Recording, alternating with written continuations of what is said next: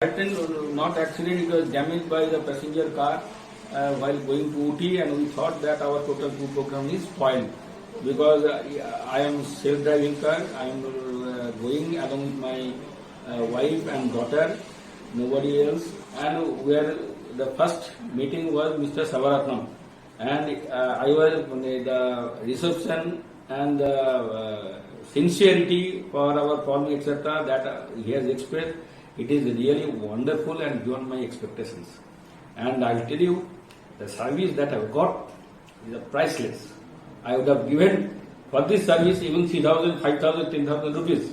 Because to spoil, I thought that it was spoiled. Even it was a peanuts that has been charged, and laborers, so sincerely they have done that work. I have never experienced such from any other dealers.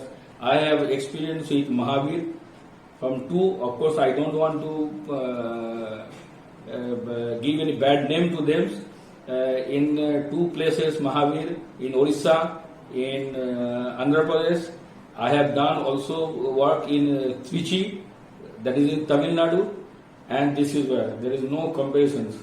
And I will mention Mr. Savaratnam. He is a really great fellow. I think he is having a sympathy for the Skoda car owners, and I am really thankful to him.